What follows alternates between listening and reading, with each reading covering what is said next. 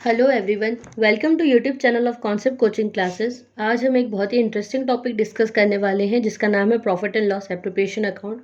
इस टॉपिक पर मैं पहले भी वीडियो बना चुकी हूं, पर आज हम जो इसमें पर्टिकुलर टॉपिक डिस्कस करने वाले हैं वो है distribution of profit in different phases. जब हमें एक से ज़्यादा रेशो दिए जाए तब उस कंडीशन में हम प्रॉफिट का डिस्ट्रीब्यूशन पार्टनर्स के बीच में किस तरह से करें, ये आज हम इस वीडियो में समझेंगे। तो एंड तक आप इस वीडियो को देखते रहिएगा और साथ ही साथ वीडियो को लाइक और शेयर करना ना भूलें। सो हम स्टार्ट करते हैं। हमारा क्वेश्चन है, X Y and Z are partners. Their capitals on 1 January 2007 were 20,000, 12,000 and 4,000 respectively. On 1 July 2007, Y brought rupees 2,000 more. अब यहाँ पर ये बोला गया है कि X, Y और Z तीन पार्टनर्स हैं। एक की कैपिटल है 20,000, एक की है 12,000 और जो लास्ट में Z है उसकी है 4,000। इन तीनों की हमें कैपिटल दे रखी है। 1 जुलाई 2007 को वाई जो है वो कितनी कैपिटल लेकर आ रहा है, 2,000 रुपये और लेकर आ रहा है। ये बात हमेशा ध्यान रखिएगा कि अगर कोई पार्टनर ईयर के बीच में कैपिटल लेकर आ रहा है तो वो कैपिटल हमारी एडिशनल कैपिटल कहलाती है। अब जो इंटरेस्ट है वो कितने रेट से पेबल है, तो 5% से। और साथ ही साथ हमें जेड को सैलरी भी देना है 800 रुपीज़ की, जो कि हम देंगे एक्स के प्रॉफिट में से और वाई के प्रॉफिट में से। एक्स के प्रॉफिट में से हम देंगे 600 रुपीज़ और वाई के प्रॉफिट में से हम देंगे 200 रुपीज़। अब जो प्रॉफिट है इंटरेस्ट ऑन कैपिटल देने के बाद वो किस तरह से डिस्ट्रीब्यूट होगा उसकी भी हमें कुछ कंडीशन दी है। तो सबसे पहला उन्होंने बोला है कि शुरू के जो फर्स्ट 4,000 है उसको आप डिस्ट्रीब्यूट करें 5:4:1 के रेशो में। उसका बाद का जो 4,000 रुपीज़ है उसे आप डिस्ट्रीब्यूट करें 9:8:3 के रेशो में। और देन जो भी रिमेनिंग प्रॉफिट बचता है उसे हमें डिस्ट्रीब्यूट करना है 8:7:5 के रेशो में। उसके बाद जो नेट प्रॉफिट है फर्म का वो है 12,250।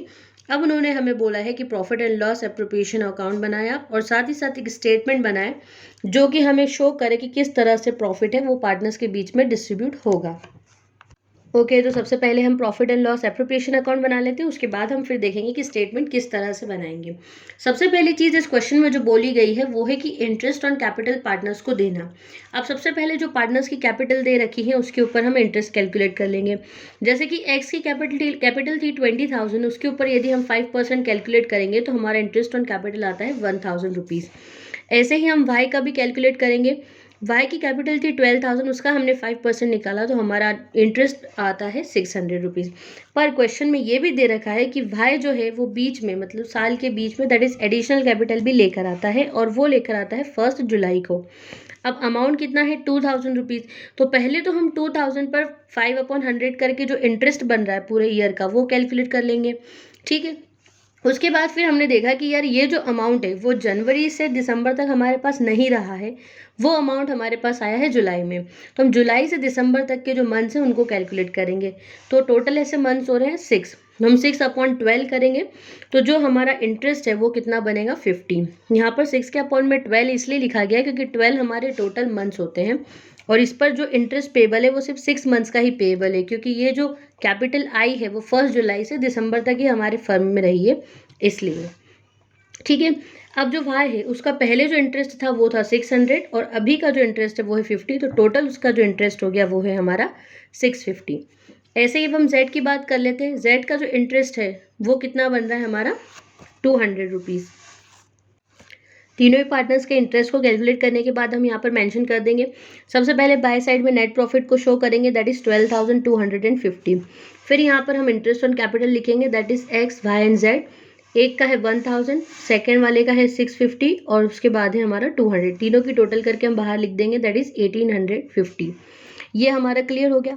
अब उसके बाद ये बोला गया है कि जेड को आपको सैलरी देना है। अभी आपने जब मैंने पहले अगर आपने वीडियो देखी होगी तो उसमें आपने देखा होगा कि मैंने सैलरी को डायरेक्ट मेंशन करवाया 2 साइड में, पर इस क्वेश्चन में ऐसा नहीं होगा।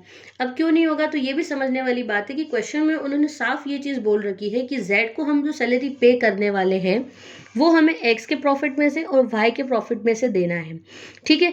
फर्म के प्रॉफिट में से नहीं देना है। अगर वो सिर्फ ये बोलते कि ये जो हमारा पार्टनर है जेड उसे हमें सैलरी पे करना है तो फिर हम यहाँ पर टू सैलरी करके उसको मेंशन कर देते और फर्म का जो भी नेट प्रॉफिट है उसमें से वो लेस होकर जेड के पास चली जाती। पर इस क्वेश्चन में ऐसा ना बोलते हुए उन्होंने ये कह दिया कि आपको एक्स के और वाई के प्रॉफिट में से जेड को सैलरी देना है। तो इसमें चीज़ क्या होगी, तो अलग हो जाएगी। पहले हमें एक्स का और वाई का प्रॉफिट पता करना पड़ेगा ताकि हम उसमें से क्या कर सकें, सैलरी को डिस्ट्रीब्यूट कर सकें।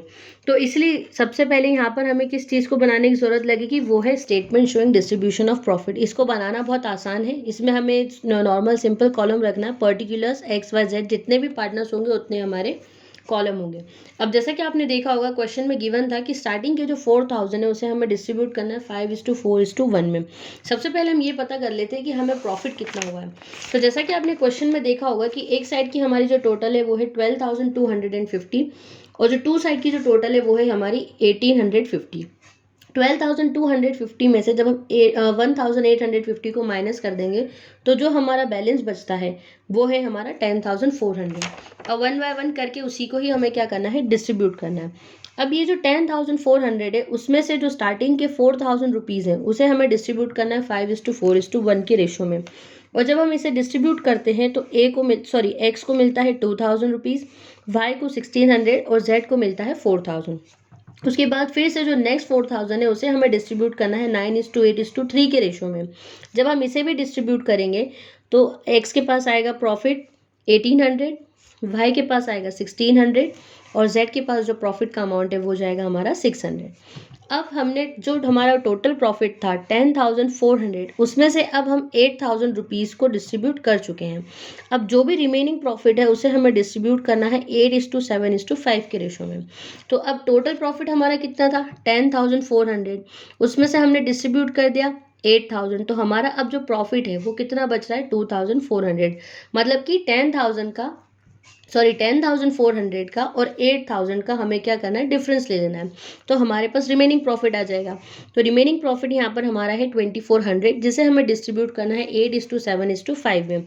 एक्स वाई जेड के बीच में हम इसको भी डिस्ट्रीब्यूट कर देंगे तो हमारा जो अमाउंट है वो आ जाएगा 960, 840 एंड 600। अब हम एक्स का टोटल प्रॉफिट निकाल लेंगे, जो उसका तीनों फेज में हमने जो उसको प्रॉफिट दिया है उसको ऐड कर लेंगे। तो एक्स का टोटल प्रॉफिट आ जाएगा 4,760, वाई का प्रॉफिट आ जाएगा 4,040 और जेड का प्रॉफिट हो जाएगा हमारा 1,600। अब हम क्वेश्चन पे चलते हैं। क्वेश्चन में क्या बोला गया था कि आपको एक्स के प्रॉफिट में से और वाई के प्रॉफिट में से जेड को सैलरी देना है। एक्स देगा 600 रुपीज़ और वाई देगा 200 रुपीज़।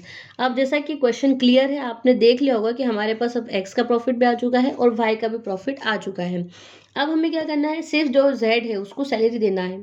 ठीक है, अब एक्स कितनी सैलरी दे रहा है 600। अब क्योंकि एक्स किसी को सैलरी दे रहा है तो जाहिर सी बात है कि एक्स का जो प्रॉफिट है वो क्या होगा, कम होगा।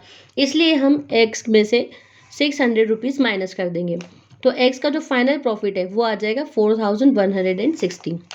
सेम वाई के केस में भी यही होगा कि वाई का जो प्रॉफिट था 4,040 रुपीज़, उसमें से वो क्या कर रहा है 200 रुपीज़ जेड को पे कर रहा है। ठीक है, तो 200 रुपीज़ हम इसमें से भी लेस कर देंगे तो वाई का जो फाइनल प्रॉफिट है वो है हमारा 3,840, दैट इज 3,840। अब ये दोनों के प्रॉफिट में से हमने जो सैलरी के लिए अमाउंट डिडक्ट किया है वो फाइनली जाकर किसको मिल रहा है, जेड को मिल रहा है। अब क्योंकि ये प्रॉफिट जाकर जेड को मिलेगा तो जेड का जो प्रॉफिट है वो क्या होगा, और बढ़ेगा, इसलिए हम उसके अमाउंट में इसको ऐड कर देंगे। जेड का पहले प्रॉफिट था 1,600, अब सैलरी का अमाउंट इसमें 800 और ऐड हो जाएगा तो उसका जो टोटल प्रॉफिट है वो हो जाएगा 2,400। तो इस तरीके से हम क्या करते हैं, जो डिफरेंट फेजेस वाला डिस्ट्रीब्यूशन रहता है उसको स्टेप बाय स्टेप करते जाते हैं। सबसे पहले तो आप क्वेश्चन को ध्यान से पढ़िए ताकि चीज़ें क्लियर हो सके कि हमें करना क्या है, क्योंकि जो क्वेश्चन में बोला गया है हमें सिर्फ उतनी ही चीज़ को कंप्लीट करके देना है। ठीक है, इसमें भी क्या किया है हमने, पहले प्रॉफिट एंड लॉस एप्रोप्रिएशन बना लिया जो हमारी मेथड है उसके अकॉर्डिंग। अब फिर उसके बाद क्या हुआ है कि जैसा उन्होंने बोला हमसे रेशोज के बारे में कि आपको इस रेशो में पर्टिकुलर अमाउंट को डिस्ट्रीब्यूट करना है, तो हमने उसको एक स्टेटमेंट में शो कर दिया ताकि समझने वाले के लिए भी ये थोड़ा आसान हो जाए कि हम किस तरह से उसको प्रॉफिट को डिस्ट्रीब्यूट कर रहे हैं। तो स्टेप बाय स्टेप आप इस तरीके से प्रॉफिट को डिस्ट्रीब्यूट कर सकते हैं और जो भी पार्टनर को सैलरी देना है उसके अकाउंट में ऐड कर दें आप, और जो भी पार्टनर उस सैलरी को पे कर रहा है उसके अकाउंट में से उसको आप माइनस कर दें, तो आपका आंसर बिल्कुल सही आ जाएगा। उसके बाद भी अगर आपको कोई क्वेश्चन समझ में नहीं आ रहा है तो आप कमेंट सेक्शन में कमेंट करके पूछ सकते हैं। आप मुझे इंस्टाग्राम और ट्विटर पर भी फॉलो कर सकते हैं। अगर आपको मेरी वीडियो पसंद आई है तो इसे लाइक और शेयर ज़रूर करें और साथ ही साथ मेरे चैनल को सब्सक्राइब ज़रूर कीजिएगा। Thank you.